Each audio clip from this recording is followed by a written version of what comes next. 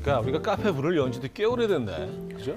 그만큼 또 많은 분들이 왔다 가셨죠. 저는 어디 가서 이제 과학 얘기만 하면 어깨가 이렇게 올라가요. 아, 그러니까 생각해보니까 정말 그 과학계의 그 쟁쟁한 분들이 다 다녀가 있어서 많이 배웠어. 맞아요. 그래서 나도 어디 가면 좀 아는 척 좀 한다니까. 아니 그리고 과학으로 사실 우리가 이렇게 많은 얘기를 하게 될 줄은 몰랐거든요. 오늘은 또 어떤 이야기를 하게 될지. 아, 오늘은 미래에 대해서 얘기를 좀 해보려고 해요. 미래요. 네, 과학의 미래. 대한민국 과학의 미래. 아. 네. 오늘 또 되게 중요한 게 저같이 뭐 취업 준비를 한다거나 뭐 알바를 하는 사람들은 또 앞으로 유망한 산업이 어떤 게 있느냐 이런 것도 눈여겨봐야 되거든요. YTN에 취직해볼 생각 없어요, YTN? 괜찮죠, YTN. 좋은 회사죠. 어쨌든 오늘 대한민국 미래에 대해서 할 얘기 굉장히 많으니까 좋아요. 네, 빨리 가서 얘기 좀 나눠보죠. 네, 제가 문 열게요.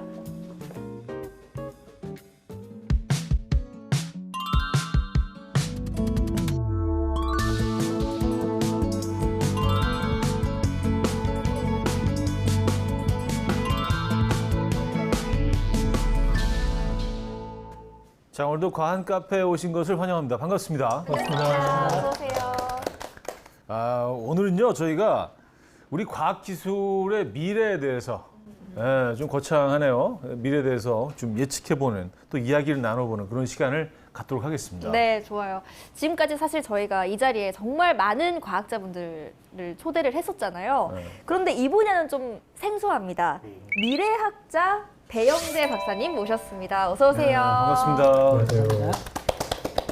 아니 미래학자면 미래에 대한 어떤 예언 같은 것도 하시나요?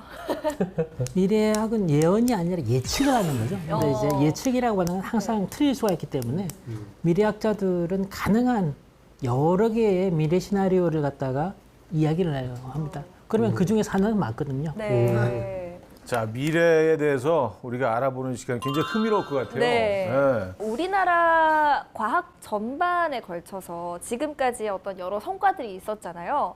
앞으로의 그런 성과들을 토대로 앞으로의 모습을 좀 간략하게 함축적으로 말씀을 해주신다면 어떤 방향으로 나가게 될까요? 지금까지 우리나라의 과학 연구는 세계 역사상 유례를 찾아보기 힘들 정도로 굉장히 빠른 시일 내에 많은 성과를 거뒀고 그리고 선진국이라고 하는 기업 국가들을 대부분 다 따라잡았죠. 이제 그런 측면에서 굉장히 자랑스럽고 이제 우리 국민들이 그동안 추구하던 목표는 거의 달성을 한 90% 이상 달성했다고 생각합니다. 그런데 이제 그 문제는 이제 그 다음에 우리나라가 좀 더 행복하고 이 좋은 나라로 바뀌기 위해서 어떤 방향으로 과학 연구를 해야 될 것인가.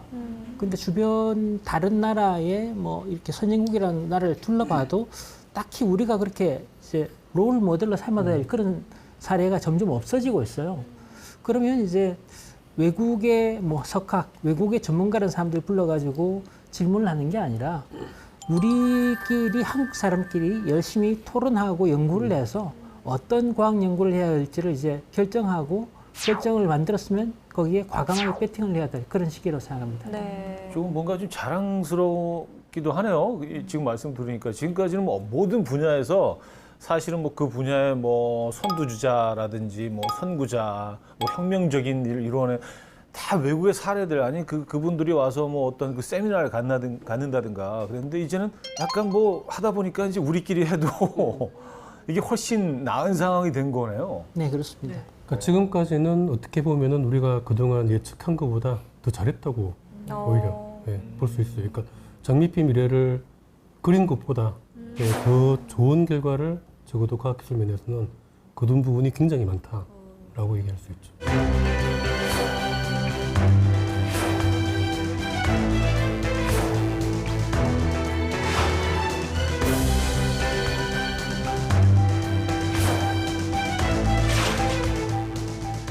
자, 오늘 첫 번째 주제는 바로 바이오입니다. 저희도 가끔 나왔던 주제라서 할 이야기가 또 있을까라고 했더니 정말 양파 같은 친구더라고요. 까도 계속 있어요. 바이오 분야는 어디까지 우리가 얘기를 나눠볼 수 있을까요? 한계가 있을까요? 어디까지 했죠 지금까지? 바이오 진짜 아는 게 있나요? 네, 근데 이거 사실 역시 많죠. 네, 당연히 많고 보통은 바이오를 요즘에 그래서 세 가지로 나누잖아요. 빨강, 그다음에 초록, 그다음에 하얀색이 있습니다. 하얀색이 그래서 있구나. 레드 바이오, 그 그린 바이오, 화이트 바이오라 그러는데 레드는 딱 떠오르는 게 피잖아요. 네. 그러니까 의약품이라든가 이런 것에 관련된 것들, 바이오 의료기기 이런 것들을 이제 레드 바이오라고 하고, 그다음에 이제 그린 바이오는 딱 떠오르듯이 환경. 주로 이제 식량이나 농업작물 같은데 쓰는데 바이오가 이제 그린 바이오고, 화이트 바이오는 조금 애매한데 화이트가 깨끗하다는 뜻이잖아요. 네. 그래갖고 요즘에 이제 환경 문제가 되고 있는 플라스틱이라든가 아니면 연료를 대체할 수 있는 바이오. 그것도 좀 환경 근데 이거는 약간 재료 쪽이에요. 아, 재료 쪽. 이제 원재료를 깨끗하게 만들어내는 그쪽에서 이제 화이트 바이오라고 하는데, 이렇게 크게 나눠서 가긴 하지만 사실 기본적으로는 유전자를 조작해서 뭔가 신물질을 만들어내고, 그것이 생물, 특히나 이제 궁극적으로 우리 인간이 조금 더 잘 살아갈 수 있는 방법도 연구하는 거죠. 먼저 레드바이오. 혈액 때문이잖아요. 레드로 네. 불리는 게. 혈액으로 우리가 뭘 할 수 있고 무엇까지 가능한 걸까요? 연구가. 혈액은 그냥 그 약간 상징인 거고요. 네. 레드바이오에서는 우린 예전에 이제 병에 걸리면 병을 치료하기 위해서 외부에서 화학물질을 많이 썼어요. 흔히 말하는 약물 같은 것들 많이 네. 사용하잖아요. 근데 질병이 꼭 그렇게 외부에서 들어와서 문제 생기는 건 아니거든요. 뭐 유전자가 문제가 있다든가, 뭐 체질적으로 뭔가 문제가 있다는 건 사실 약물을 처리하기 굉장히 어려울 경우가 있거든요. 그러면 유전자 자체를 고친다든가, 아니면 내부에 손상된 장기 자체를 대체할 수 있으면 그게 이제 정말 좋은 건데, 최초로 이런 레드바이오라고 하는 게 이제 보통 우리가 유전공학이라고 하는 거 있잖아요. 1976년에 처음으로 유전자 재조합 약물, 특히 유전자 재조합 인슐린이 나왔었어요. 이것처럼 우리 몸에서 필요한 호르몬이라든지 뭐 세포라든지 약물 이런 것들을 사람이 만드는 게 아니고 동물한테 시키는 거죠. 아니 미생물한테 만들게 해서 그걸 하게 되면은 화학약품에 비해서 훨씬 수율도 좋고 깨끗하고 부작용도 적은 물질들을, 왜냐면 이게 원래 자체가 우리 몸에 원래 있던 것들을 그대로 만들어주는 거니까 가능하고, 흔히 말하는 유전자 가위라는 거 있잖아요. 이런 걸 통해서 결함이 있는 유전자를 복구해 준다거나 대체해 준다거나 해서 질병도 치료하고 또 노화도 방지하고 더 오랫동안 건강하게 살 수 있는 방법들을 연구하는 분야라서, 사실은 이거는 정말 무궁무진합니다. 이 세상에 더 오래 살고 싶지 않은 사람이 없거든요. 없죠. 네. 뭐 신약 개발도 아주 활발하게 이루어질 것 같아요. 근데 최근에 과학적인 발전을 이룬 부분들이 있나요? 지금 그 AI를 이용한 그 신약 개발이 굉장히 활성화되고 있는데, 미국 같은 제약회사 같은 경우에는 평균적으로 신약 하나를 개발하는데 15년 정도가 걸린다고 합니다. 15년. 예, 네. 한 5,000가지 물질 중에서 한 50가지 정도의 그 신약 후보 물질을 갖다 결국 이제 추출을 해서 그걸 갖다가 비임상 실험을 하고 다시 인체를 상대로 1상, 2상, 3상 실험까지 다 통과를 하는데 2, 3천억 정도의 그런 엄청난 그 비용이 든다고 합니다. 근데 그 비용을 갖다가 인공지능을 이용을 해서 데이터를 갖다가 좀 더 정리하고 좀 더 간소화할 수 있으면 훨씬 더 신약 개발에 도움이 되는 거죠. 그 예전에 왜 알파고로 유명했던 구글의 딥마인드가 알파폴드 2라고 해서 그 주어진 물질을 주면 단백질이 어떻게 접히는지를 예측을 했는데, 네. 이게 사람이 예측하는 것보다 훨씬 정확한 거예요. 근데 이게 접힌 단백질은 접혀야 기능을 하거든요. 접힌 모양을 알아야 되는데, 우리 이렇게 종이를 접혀야 기능을 한다고? 이렇게 주는데 이게 어떻게 접히니 사실 알기가 되게 어려운데, 이걸 AI를 예측하는 게 실제로 이렇게 접히는 거예요. 그럼 우리가 이걸 접힘에 대한 연구를 안 해도 그걸 가정을 하고 연구를 할 수 있으니까 이 연구 과정이 훨씬 단축이 되는 거죠. 사실 또 제약 분야는 시간을 말씀하셨지만 그 분야의 연구를 성공하기까지 굉장히 오랜 시간이 걸리잖아요. 그럼에도 불구하고 이 기술을 계속해서 연구하고 개발해야 하는 이유가 있을까요? 사람의 목숨이 이제 좌우하는 신약 개발에서 결국은 이제 신약이 개발되더라도 신약이 얼마나 저렴한 가격으로 환자들한테 공급이 될 수 있는가를 생각을 해보면 15년이 걸릴 개발 기간을 갖다가 한 절반이나 10년 정도로 줄일 수 있다면 그만큼 한 3분의 1 이상 약값을 줄일 수가 있는 거죠. 그러면 질문을 바꿔서 드려볼게요. 우리나라가 그 기술을 가지지 않고 있더라도 외국에 뭐 좋은 약들이 많으면 외국에서 사오고 우리는 그 시간 대신 우리가 잘하는 분야에 투자를 하면 그게 더 뭔가 가성비 있는 연구가 아닐까라는 생각이 들어요. 괜찮다. 네. 어. 괜찮죠? 사람의 목숨은 가성비로 따질 수가 없거든요. 얼마 전에 제가 이 언론에서 봤는데 어떤 아이 희귀병을 가진 아이의 엄마가 있는데 이 아이를 치료하시는 치료제가 개발이 됐다고 했어요. 외국에서. 근데 이 치료제의 가격이 20억이에요. 부모가 이걸 감당을 할 수가 없는 거예요. 너무 비싸서. 결국에는 이거를 이제 이게 알려지면서 올해 처음으로 이게 국민건강보험 보험 처리가 됐어요. 보험 처리가 돼서 그래도 비싸지만 어쨌든 부모가 감당 가능한 수준으로 내려왔거든요. 근데 이게 만약에 국내에서 개발됐다? 그러면 그렇게 비싸진 않았겠죠. 외국에서 사서 들어오는 또 비용이. 왜냐면요, 이게 15년이 걸린다고 그러죠. 기본적으로. 그러면은 제약회사 입장에서는 15년 동안 아무런 매출이 안 나오는 거에다 돈을 넣어야 돼요. 그렇죠. 그렇죠. 이걸 제약회사가 당연히 회수하려고 하거든요. 그러니까 어마어마하게 가격이 비싸죠. 사실 원재료 값이 그렇게 비싼 건 아닌데 이 그동안의 개발 비용이 다 들어가기 때문에 어마어마하게 비싸지죠. 회수도 회수지만 거기에 또 많이 좀 이렇게 붙이지 않을까요? 그렇죠. 네, 그래서 왜냐면 제약회사는 특허라는 게 있거든요. 네. 특허를 받게 되면 딴 데서 그걸 알아도 이제 그렇죠. 못 만드니까 엄청나게 비싸게 개발하는데 할수 있는 워낙 거죠. 많은 비용이 들어가니까 자기들도 이제 뽑아야 되니까. 뽑아내야 되니까. 그러니까 뭐 네. 듣고도 하고 또 이제 뭐 제약처럼 말 그래도 사람 목숨이 달린 거, 그 식량같이 이 기본적인 거는 아무리 외국에서 사오는 게 싸다 하더라도 우리가 갖고 있어야죠. 그런 걸 전적으로 외국에 맡길 수가 없는 아까 거죠. 선생님이 그러셨듯이 15년 걸린 거 10년 걸린다고 하면은 비용도 줄겠지만 그 사이에 살아날 수 있는 분들이 돌아가실 수 있잖아요. 네. 그러니까 이건 정말 필요한 거죠. 자, 근데 제가 뭐 좀 이해가 안 되는 기사를 하나 봤는데요. 제약회사가 우주 공간에서 의약품을 개발한다는 뭔 내용이었어요. 뭐 당뇨병과 같은 질환을 치료하기 위한 뭐 그런 약을 만들고 있는 건데 우주와 신약 이게 뭐 어떻게 관계가 있는 거죠? 우주 공간에 나가면 일단 그 중력이 거의 없어지기 때문에 그 우주 공간에서 여러 가지 약품 실험을 하면은 굉장히 정교한 그런 그 결정의 단백질을 갖다 만들 수 있다고 합니다. 질병을 치료하는 데 있어서 단백질이 항상 필요한데 지상에서 하면은 이게 잘 떨어지니까. 중력 때문에 결국은 이제 생활하면 젤리로 탑을 갖다 만든 것처럼 계속 무너지고 이제 쌓기가 힘든데 이걸 갖다가 우주 공간에서 하면 굉장히 일정하고 정교하게 만들 수 있기 때문에 그 결정을 이용해서 신약 개발을 하면 굉장히 약효가 좋아진다고 하네요. 가야겠네요. 예. 그래서 그 우주 공간에는 물방울이 그냥 자기들끼리 뭉쳐서 동그랗게 되어 있거든요. 그렇죠. 이렇게 구슬처럼 돌아다니잖아요. 그러니까 그런 걸 지상에서는 절대 만들 수가 없어요. 아, 네, 그러니까 그런 식으로 뭔가 단백질 조직 같은 걸 구조를 만들 때에도 그냥 공중에 떠 있는 거니까 그냥 중력 영향 없이 자체적으로 구조를 만드는데 방해를 받지 않는 거죠. 중력의 방해. 그러니까 뭐 테이블이 없어도 뭐 하나 갖다 이렇게 딱 놓고 이렇게 뭐 이렇게 그렇게 그대로 쌓여 있는. 우주 공간에서는 그 공간을 활용하는 게 굉장히 효율적이에요. 그러네요. 그 천장, 바닥, 옆 다 똑같거든요. 다 그냥 전부 다 그 공간으로 배치할 수 있는 거죠.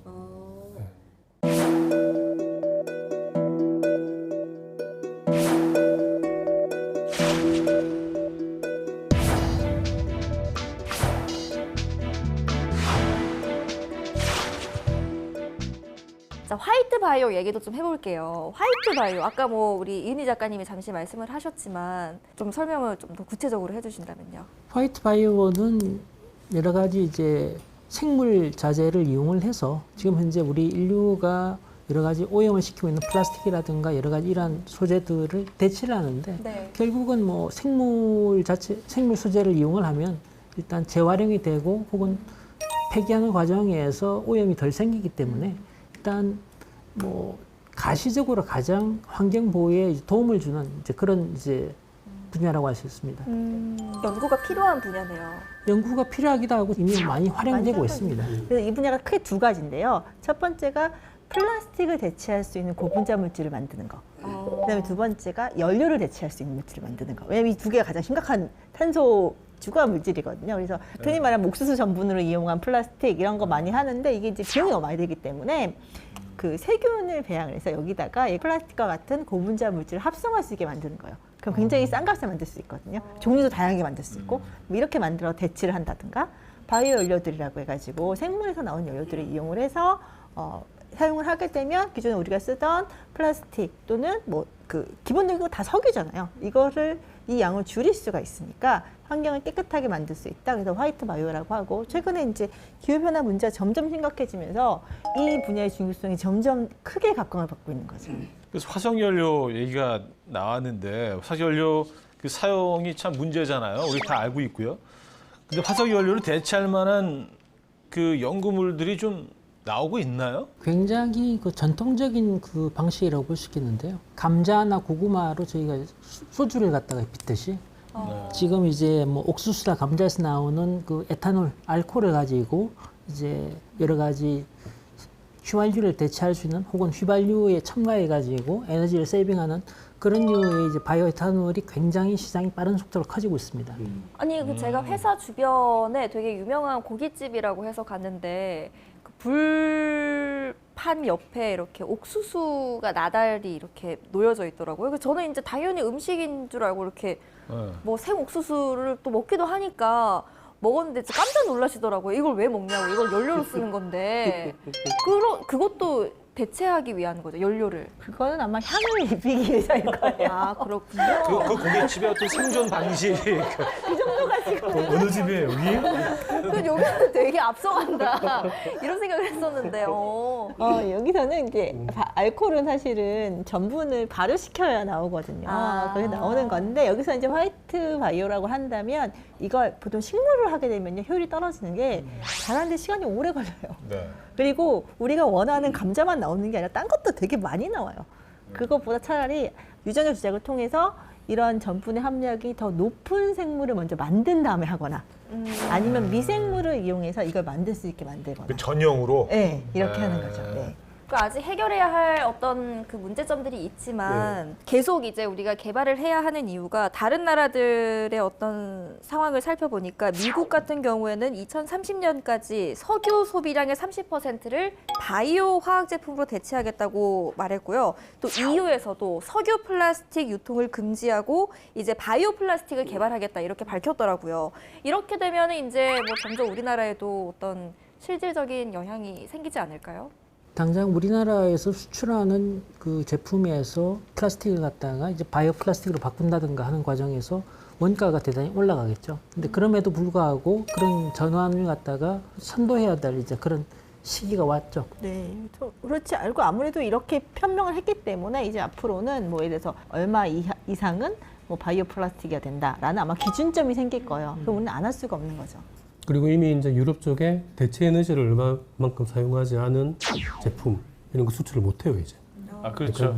그냥 석유 발전만 가지고 그 어떤 제품을 만들면은 그런 거는 수출을 할 수 없기 때문에 무조건 다른 대안을 찾을 수밖에 없는. 없네.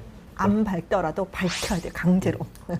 이거는 뭐 돈이 들어도 그게 경제적인 상황이 될 수 있는 거죠. 그러네요. 근데 그 화이트바이오 기술력이 그래서 뭐 선진국들 위주로 굉장히 좀 빨리 많은 연구가 이루어지고 있고 발전하고 있는 상태인데 우리도 좀 그런 방법을 찾아야겠습니다. 당장 우리가 이제 쓰고 버리는 여러 가지 기본적인 플라스틱 제품을 갖다가 바이오 플라스틱으로 바꿀 수 있으면 참 좋겠는데 그렇게 대체할 경우에 결국은 이제 한 뭐 물병을 갖다 6개월, 1년 방치해 놨더니 그게 깨지더라.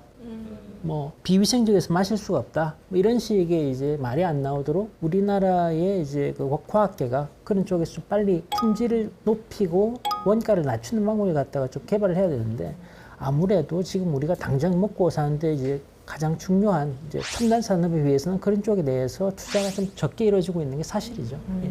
확실히 지금도 솔직히 바이오 플라스틱이 좋은 건 알지만 이제 실제 시장에 가셔서 똑같은 제품인데 왜 생분해성 플라스틱, 그냥 플라스틱 보시면 문제가 생분해성이 훨씬 비싸요. 맞아요. 근데 이제 사람들 생각에 플라스틱은 한 번 쓰고 버리는 건데 왜 비싼 거 써? 그런 생각이 또 들고요. 또 문제가 뭐냐면 플라스틱의 특성 중에 하나가 가습성이 좋고 색깔이 예뻐서 굉장히 예쁘게 만들 수 있는데 이게 생분해성 플라스틱은 그게 잘 안 돼요. 색이 이렇게 예쁘지도 않고 밋밋하고. 예, 뭔가 이렇게 가공하기 좀 힘들기 때문에 그게 세련되게 잘 안 나오거든요. 그러니까 기업 네. 입장에서는 뭐 이게 기술력이 확보가 됐다고 하더라도 네. 뭐 경제성 이런 이유 때문에 돈도 들고 거부할 예쁘게 수도 만들기 있겠어요. 힘드니까. 예, 그렇다면 이건 결국 인식으로 바꿔야 되거든요. 돈이 들고 좀 덜 이쁘더라도 실제적으로 그렇다면 조금 더 효율이 좋고 좀 더 값이 싸고 또는 활용성이 높은 플라스틱 개발하는 기술력의 개발도 같이 가야 되겠죠.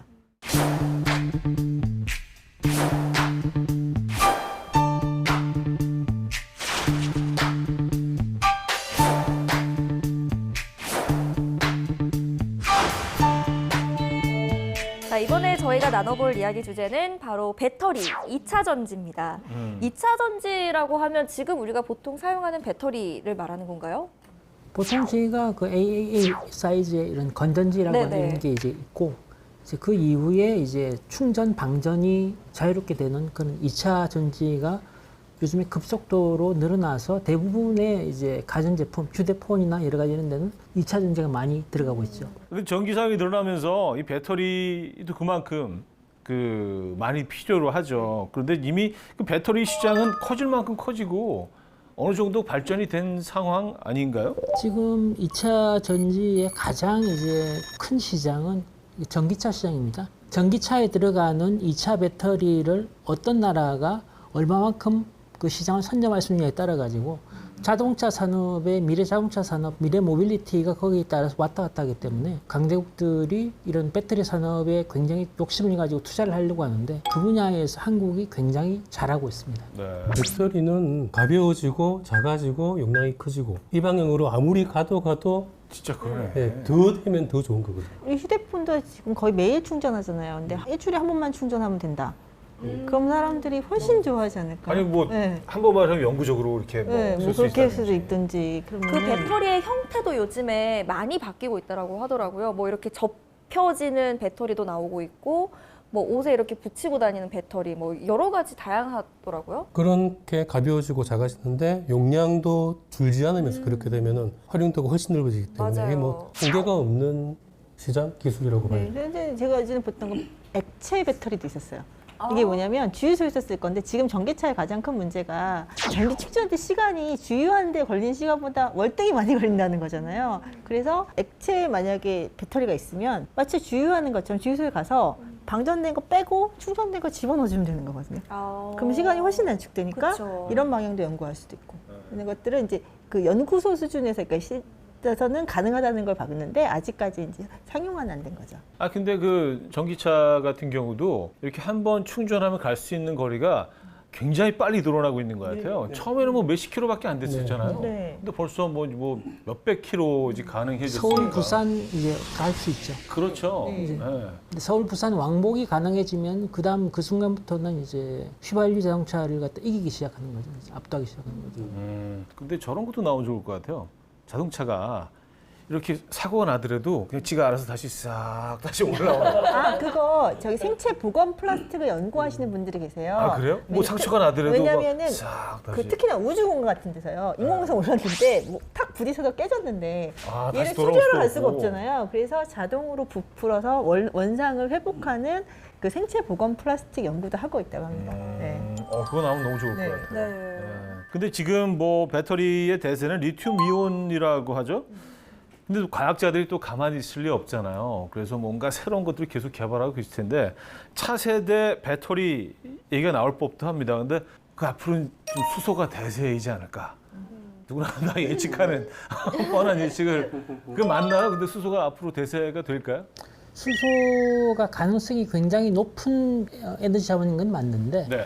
지금 조금 이제 그 방향으로만 간다기보다는 이제 수소도 이제 하나의 중요한 미래 에너지 원이고 원 오브 댐이 되는 거죠. 원오브 대비로서는 확실하게 자리를 잡을 것 같습니다. 자, 그렇다면 리튬 이온 전지와 비교했을 때 이 수소 배터리의 장점 뭐가 있을까요? 수소 배터리는 기본적으로 이제 2차 전지가 아니고 3차 전지, 연료 전지의 일종인데 밖에서 연료만 수소만 계속 이제 충당을 해주면 반영구적으로 반영구적으로 쓸수 있는. 활용할 수 있는 거기 네. 때문에 리튬 이온 배터리처럼 한번 충전하고 방전할 때까지 해서 다시 해야 되는 것보다 훨씬 더 잠재적인 에너지원으로서 훨씬 좀 용량이 큰 그런 이제 배터리로 봐야 되겠죠. 근데 왜 리튬이온 전지도 가끔 폭발 사고 같은 거 나잖아요. 네. 수소하면 많은 분들이 이걸 되게 걱정하실 텐데 그런 위험성 많이 없나요? 수소 스테이션 관련돼 가지고 이제 몇 년 전에 한번 사고가 나서 인명 피해도 한번 난 적이 있는데, 아 그래요. 근데 최근에는 이제 그쪽 관련돼 가지고 이제 수소 컨테이너를 갖다 굉장히 견고하게 만드는 그런 기술, 그리고 안전하게 취급하는 그런 쪽 기술에 뭐 여러 가지 뭐 프로토콜도 상당히 정교해지고 있어서 이제 어느 정도 충분히 이제 안전할 사람들이 이제 대중화할 수 있는 그런 수준까지는 거의 근접했다고 봐도 되겠습니다. 수소 배터리가 장점이 굉장히 많은 것 같네요. 이게 뭐 상품화, 상용화되는 것이 가능할까요? 앞으로? 대중화되는 거는 이제 기존의 전기차 배터리 시장에서 주류는 못 되겠습니다만은 다른 이제 에너지 ESS라든가 뭐 다른 대형 교통수단 쪽에서는 충분히 상용화될 수 있는 게 가능할 거라고 봅니다. 개인 자동차보다는 뭐 버스나 트럭이나 이렇게 운송회사에서 사용하는 자동차 쪽에 먼저 적용이 될 것 같다 이런 네. 말씀이신가요? 그리고 항상 끝나서 이제 돌아올 때 큰 차고가 있고 거기서 이제 큰 스테이션에서 이제 수소 공급이 가능한 그런 환경이 되어 있는 게 아무래도 아파트에서 수소 공급을 해주는 그런 시설을 설치하는 건 좀 어렵죠. 도심 외곽이나 이런 쪽에 이제 몇 군데 설치하는 건 충분히 뭐 가능하기 차량 때문에. 기지 뭐 이런 데다가 설치하는 거. 그 시내버스 같은 거 가능하겠네요, 그러면. 네, 그렇게 되면은 이제 버스가 어쨌든 지금보다 훨씬 조용하고 쾌적해지는 거죠. 근데 이렇게 기술을 개발하는 것도 좋은데 그 기술이 개발되어서 쓰이는 곳이 많아져야 의미가 있는 거잖아요. 앞으로 이 배터리를 사용하는 장비가 더 많이 늘어나겠죠, 당연히. 앞으로는 사물 배터리 시대가 온다는 얘기도 있는데 우리가 사실 먹는 이런 음식을 제외하고 거의 대부분의 배터리가 아주 작은 부분이라도 조금씩 들어가면서 이제 서로 연결되는 그런 시기가 지금 빠르게 오고 있습니다. 네. 그 과정에서 이제 배터리 업체들이 큰 돈을 벌고 많은 성과를 거둘 건데 그쪽에서 한국이 경쟁력을 갖고 있다는 게 참 큰 다행이죠. 네. 우주 항공 분야에 있어서는 뭐 어떤 게 활용될 수 있을까요? 우주 쪽도 사실 배터리를 활용하는 게 이제 직접 뭐 완전히 충전할 수 있는 다른 방법이 없기 때문에 태양열을 많이 쓰거든요. 그 태양열을 받는데 직접 받아서 그대로 쓰는 건 아니고 거기도 태양열을 받아서 배터리에 저장을 했다가 쓰게 돼요. 그러면 인공위성 이런 거는 배터리가 다 있죠. 다 있는 다 배터리 거죠? 있고 그 태양 전지를 받으면서 충전을 해서 배터리를 사용하고 또 이 배터리 없이는 그냥 그 인공위성도 쓸 수가 없고 우주에서는 뭐 당연히 배터리가 아주 그래서 필수적이죠. 그런 보이즈호 같은 게 나갈 수 있는 그 한계도 배터리를 언제까지 쓸 수 있느냐. 사실 거기에 되게 많이 좌우된다고 하더라고요. 왜냐면 유통기한. 네, 유통기한이 배터리 유통기한이라는 거죠. 충전을 해야 쓸 수 있으니까. 40년 넘게 활용되기 때문에. 네, 그거는 이제 핵연료를 썼기 때문에 그렇긴 한데 핵연료를 쓸 수는 없잖아요. 우리가 그 그쵸. 우주로 나갈 때 사고라도 나면 굉장히 위험하기 때문에 그래서 안전한 배터리 기술이 앞으로 우주 산업에도 굉장히 많이 쓰일 거예요. 근데 지금 나온 얘기들은 사실 뭐 미국이나 다른 나라에서도 뭐 다 진행을 하고 있을 거 아니에요. 그런 어떤 2차 전지 기술이 우리나라가 어디까지 지금 와 있나요? 경쟁력이 있는 걸까요? 기술 경쟁력으로는 세계 정상급인 건 맞는데 아 그래요? 이제 문제는 2차 전지의 가장 핵심인 전기차 시장 쪽에서 네. 결국은 이 자동차 업체들이 전체 전기차 가격의 40%가 배터리거든요. 그러니까 내가 현대차 CEO고 내가 벤츠 CEO인데 자동차를 팔면서 그 거의 반에 가까운 그 포션을 자기들이 직접 생산하고 싶지 결국은 배터리 업체한테 주고 싶지는 않거든요. 그렇죠. 근데 결국은 이제 나중 10년, 20년 뒤에는 이 전기 자동차를 어느 나라에서 제일 많이 만들고 있느냐에 따라서 전기차 배터리도 결국 좌우를 하게 될 건데 그 과정에서 각 국가가 자국의 전기차 시장을 보호하기 위해서 배터리를 갖다가 자국산 배터리만 활용해야 한다든가 해버리면 우리나라에서 이제 기술력이 있어도 결국은 이제 정치적이나 이제 뭐 제도적인 그런 측면에서 경쟁력이 약간 약화될 가능성이 있는 그게 좀 문제라고 볼 수 있겠습니다.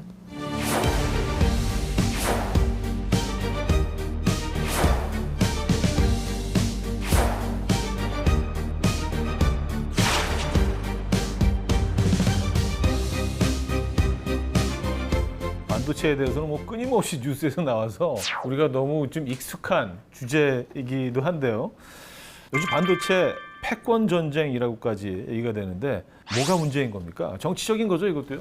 자국에 반도체 칩 생산 공장이 있느냐 없느냐는 그 옛날로 치면은 그 나라에서 석유 자원이 있느냐 아니면 철광석이 큰 이런 여러 가지 자원이 많느냐 그거하고 맞먹을 정도로 굉장히 중요한 국가 경쟁력의 요소가 됐기 때문에 미국의 입장에서는 중국과의 경쟁에서 우위를 갖기 위해서는 어떻게 해서라도 중국에서 최첨단 반도체를 생산하지 못하도록 만드는 게 어떻게 보면 국가 뭐의 제1순위가 목표가 돼버렸죠.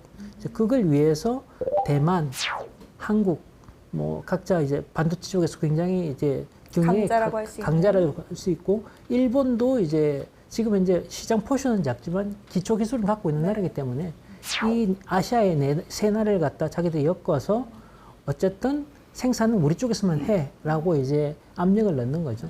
우리나라가 아직까지 정확한 답변을 보내지는 않았습니다만 아마도 결국은 어느 정도 수긍을 하고 따라 들어가는 그런 이제 모습이 될 것 같습니다. 그러면 미국이 주도하는 그런 연합체가 이루어진다면 중국과의 경쟁에서 훨씬 우위를 지킬 수 있는 건가요, 현실적으로? 중국은 최근 한 10년 동안 거의 1,000억 달러 이상을 갖다가 이제 반도체를 갖다 자국 내에서 이제 첨단 반도체를 생산해서 여러 가지 자원을 퍼부었는데 네.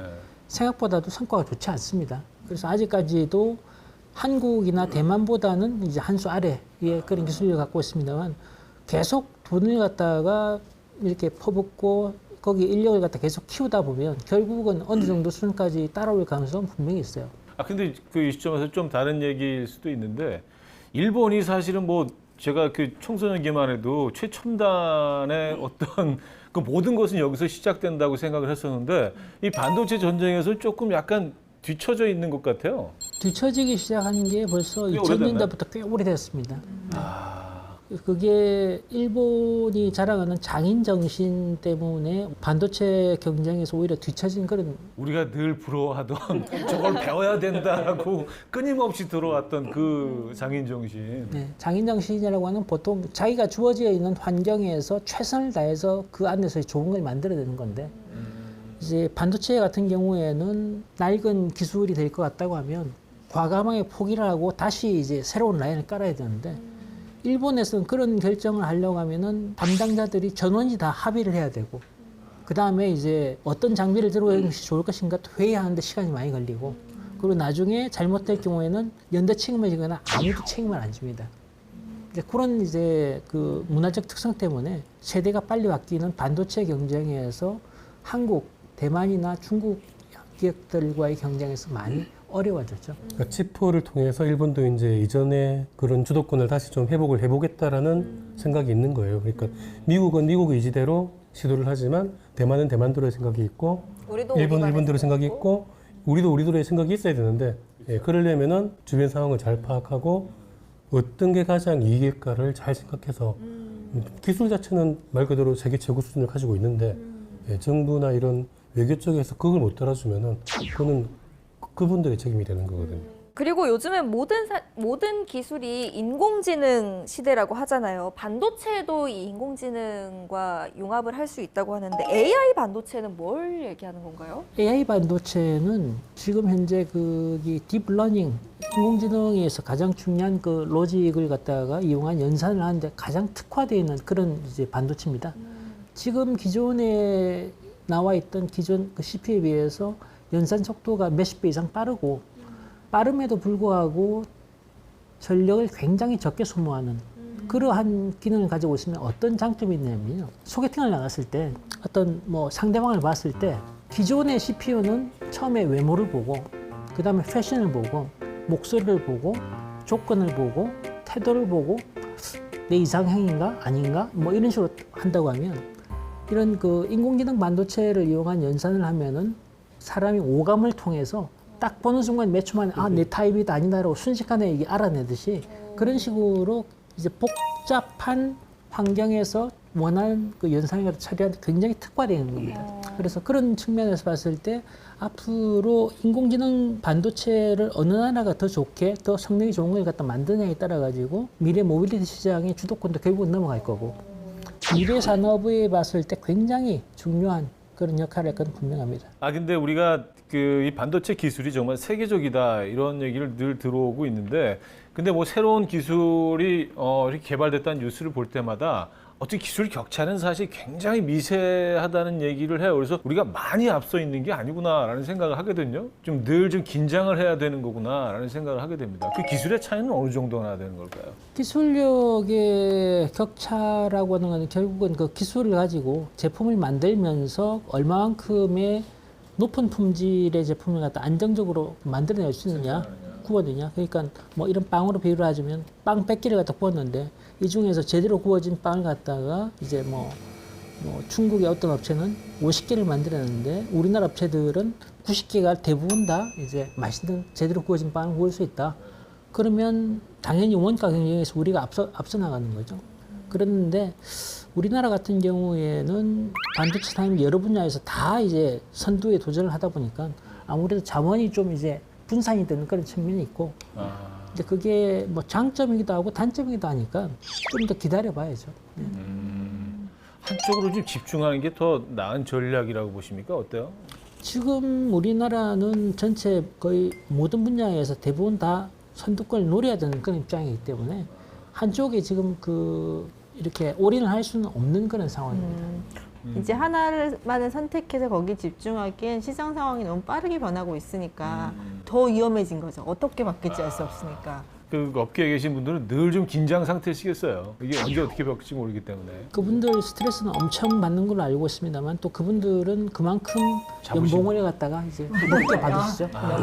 엄청난 연봉을 받으시죠. 근데 반도체의 쓰임 그리고 현황 어떻게 됩니까? 우리의 미래 먹거리로 자리 잡을 수 있을까요? 반도체는 지난 20년 동안 대한민국 경제를 끌고 온 최대 어떤 견인차였고 앞으로도 이제 한국 경제가 기대할 수 있는 가장 큰 그런 이제 산업 분야인 건 확실하고요.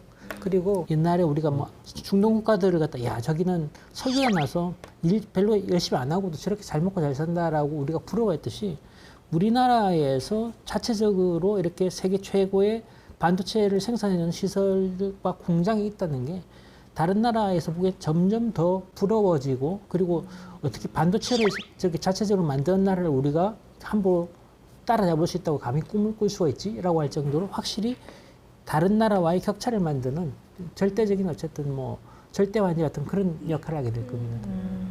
그리고 사실 뭐 석유가 난다, 광석이 많이 난다는 건 사실 되게 운이 좋은 거잖아요. 우연히 그렇죠. 그 위에 나라를 세운 거잖아요. 그 땅에다가. 그렇죠. 근데 이거는 운이 아니라 우리가 싸워서 일궈낸 우리가 거죠. 이걸 읽어낸 거니까 더 가치가 있을 것 같아요.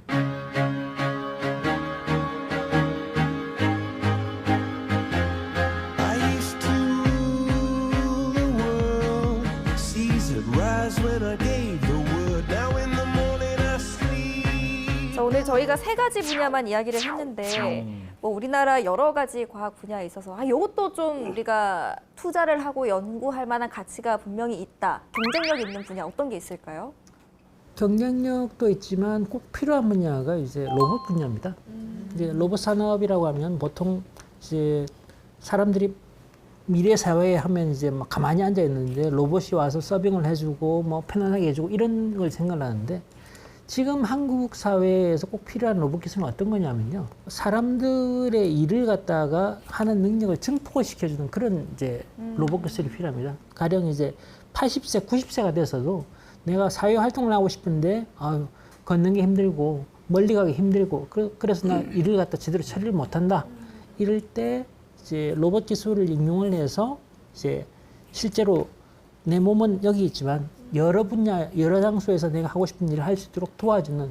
그래서 나이가 들어도 30대, 20대 못지않은 그런 이제 활동량을 갖게 해주는 그런 기술이 있으면 지금 그 고령화 사회로 너무 빠른 속도로 지금 치닫고 있기 때문에 그런 부작용을 좀 극복할 수 있는 데 도움도 되고 또 한국에서 만들어진 어떻게 보면 실버 로봇 산업 같은 거는 이 중국이나 일본이나 다른 나라로 굉장히 수출하기가 쉽습니다. 그런 측면에서 취향이 비슷한 기대를 하고 있습니다. 저는 이제 우주 산업에 대해서 많이 지금 관심들을 많이 가지잖아요. 네. 근데 이제 보통 우주 산업이라고 하면은 로켓을 쏘거나 인공위성을 만들거나 그런 걸 많이 생각을 하는데 그게 목적이 아니에요, 사실은. 인공위성을 쏘는 거는 인공위성한테 뭔가 일을 시키려고 쏘는 거잖아요. 그 로켓은 인공위성을 올려주는 게 목적인 거고, 인공위성은 그냥 올라가는 게 목적이 아니고 거기에 우주에서 무슨 일을 하는 게 목적이거든요. 그 하는 일이 중요한 거예요. 실제 산업 규모가 로켓을 쏘거나 인공위성을 만드는구나 하는 산업은 우주 산업 전체의 10%도 안 돼요. 오히려 인공위성을 가지고 하는 일이 더 중요하거든요. 근데 이제 이건 우리나라 사람들이 잘할 수 있는 일이에요. 소프트웨어를 이용하는 일이기 때문에 로켓을 쏘거나 인공위성을 제작하거나 물론 그런 면들도 다 해야 되겠지만 그 부분이 약간 뒤떨어지더라도 인공위성을 활용하는 분야를 잘 이용하면은 그 우주 산업의 선두주자가 충분히 될 수 있다. 뭔가 좀 희망적인 메시지로 오늘 좀 마무리를 하게 되는 것 같네요. 근데 뭐 무엇보다도 뭐 모든 분야가 그렇겠지만 연구 지원이 좀 활발하게 이루어져야지 되지 않을까요? 우리나라는 지금 이제 OECD 국가 중에서는 R&D 투자하는 비율이 굉장히 높은 나라에 속합니다. 네. 그래서 그래요? 이제 투자하는 절대량은 이만하면 이제 우리나라에서는 이제 뭐 지원할 만큼 해드리고 있는 거고, 다만 이제 우리 과학 연구에서 좀 아쉬운 거는 모든 이제 과학 연구를 함에 있어서 해외 사례를 갖다 가장 기본적인 레퍼런스 잡습니다. 이 연구를 하는 데 있어 가지고 뭐 다른 나라에서 이런 사례가 있어, 미국에서 그런 사례가 있어, 독일에서 이런 사례가 있어 이라고 보고 그게 없으면은 이런 연구를 왜 하시죠?라고 하는 그런 이제 반응이 나오는데, 아까 말씀드린 것처럼 우리가 이제 퍼스트 무브가 되기 위해서는 해외에서 레퍼런스를 찾지 말고 우리 스스로 판단해서 이게 필요한 연구다라고 하면은 스스로 나갈 수 있는 자신감이 필요하고, 그리고 연구가 5년짜리 계획 혹은 10년짜리 연구를 할 때 5년, 10년 뒤에 우리 한국 사회가 어떻게 바뀌어 있을지를 생각을 해보지 않고 지금 현재 시점에서 필요할 거야 라고 했는데 5년, 10년 뒤에 개발하는 거니까 이거 좀 생뚱맞네? 뭐 이런 상황 같은 게 그래서 생긴다는 5개년 계획을 매년 세우는 상황이 생겼습니다. 그러네요. 그래서 그런 계획을 세울 때 중간에 이제 상황 변화를 갖다가 상황이 바뀌면은 계획을 갖다 연구 계획을 수정하는 걸 갖다가 허용을 해줘야 됩니다. 왜 갑자기 스펙을 바꾸세요? 그러니까 이런 기술이 나오고 지금 상황이 이래 바뀌었으니까 이걸 좀 받아주십시오 할 때 좀 유연하게 넘어갈 수 있는. 유연하게. 그렇게까지 되면은 지금 우리 R&D 관련된 투자는 충분하기 때문에 우리 과학 연구가 충분히 세계 경쟁력을 갖다가 지금보다 또 조금 더 올리는 게 충분히 가능할 거라고 봅니다. 최근에 이제 과학적 소양이란 말이 나오고 있는데 그게 과학적 지식을 아는 것을 넘어서 과학적인 원리가 만들어진 프로세스 과정을 이해를 하고 합리적 사고방식을 통해서 내가 처한 문제를 해결하는데 적용을 한다까지거든요. 이게 왜 중요하냐면 아무리 좋은 거 만들어놔도 사회에서 이걸 악용을 하게 되거나 혹은 사회에서 이걸 믿지 않고 받아들이지 않고 거부하게 되면 아무런 문제가 없는데, 문제는 이걸 거부하는 이유가 합리적이거나 논리적인 게 아니고 괜히 위험할 것 같아서 괜히 싫어서 느낌이야 별로 안 느낌이 좋아. 별로 안 좋아서 네. 뭐 이렇게 해서 비합리적인 이유라든지 설명할 수 없는 그냥 기분이 나빠 뭐 이런 걸로 이제 거부하는 경우 너무 많잖아요. 그리고 그 정말 증명되지 않는 음모론이라든가 뭐 이런 걸 통해서 막 하는 경우에 실제 투입된 거가 엄청나고 믿을 만한데 그 불신이 생기게 되면 이게 아무 소용이 없어지잖아요. 결국에는 이 불신을 가지지 않도록 서로가 서로를 신뢰할 수 있다는 그 바탕이 있어야 좋은 기술력도 계속 재쓸모를 할 수 있으니까 결국 과학적 소양 혹은 그 시민들의 과학의식, 나아가서 과학 문화 같은 것들이 조금 더 신경을 써줘야 되고, 그래서 이게 굉장히 중요한 프로그램이다 라는 얘기를 한 번 더 하고 싶습니다. 과학 토큰은 중요하다. 이 프로그램이 상당히 중요한 프로그램이에요. 그 지금까지 되게 중요하신 거예요. 그러니까 사실은 뭐 우리 나라 민족을 위해서라도 꼭 존재할 필요가 있고 계속해서 우리가 이런 논의를 해 나가야 된다. 아주 작은 외침이라도 그쵸. 있어야 한다. 자꾸 외쳐야 또 다른 사람들이 듣고 해주겠죠. 그렇죠. 네, 그렇죠. 대답을 해주면 메아리가 되니까요. 외침이 없으면 사람들이 몰라요. 그렇죠. 자꾸 끊임없이 외쳐주셔서 감사드리고요. 자, 오늘도 마지막 들려드릴 곡은 준비를 했습니다. 초록별의 노래라는 곡이에요. 의진 한번 좀 부탁드립니다. 네. 이런 것도 이제 AI를 또 이렇게 이용해서 이거 사장님 하면 목소리가 좋은데 들어갔는데요. 제가 의도한 바는 아니고요. 또 이게 또 골라져 있네요. AI가 골라준 거 아닌가요? 네. 정인 그리고 그 데니안 이렇게 같이 프로젝트성으로 만들어서 부른 곡인데요. 뭐 지구를 사랑하자, 뭐 이제 시간이 얼마 안 남았다, 뭐 이런 내용을 담고 있습니다. 그래서 사실 굉장히 뭐, 좋은 내용입니다. 네, 좋은 내용입니다. 그래서 저희가 뭐 오랫동안 과학 얘기를 해왔지만 결국에는 환경이 아닌가, 과학 발전도 사실은 거기에 또 그 의미를 둬야 되는 게 아닌가라는 생각이 들어서 이 음악으로 오늘 마무리를 하면은 적절하지 않을까라는 생각합니다. 그 이 시점에서 또 약간 드릴 말씀이 있는 저희가 과학 카페가 그동안 또 많은 분들을 만나왔고 그랬잖아요. 근데 잠시 휴식기를 가지려고 합니다. 좋은 얘기 많이 해주신 또 우리 예인이 작가님, 이강학 교수님 너무 감사드리고요. 우리 예진 알바도 또 뭐 그동안 아주 네. 엄청난 저는 활약을 했어요. 이 자리에서 너무 많이 배워가는 것 같아요. 늘. 그래서 저도 이제 뭐 사적인 자리 가면은 괜히 뭐 이렇게 아는 척하면서 그것 말이야 과학적으로 풀어보면 사람들이 굉장히 지적으로 봐요. 이 안에 또 다른 면이 있었네. 3년께 또 풍어를 읊는다고. 네네 풍어를 읊고 있습니다. 네. 어쨌든 감사드리고요. 우리 다음에 또 만나서 커피 한잔 해요. 네, 좋아요. 그랬어요. 네. 감사합니다. 잘 들었습니다. 네.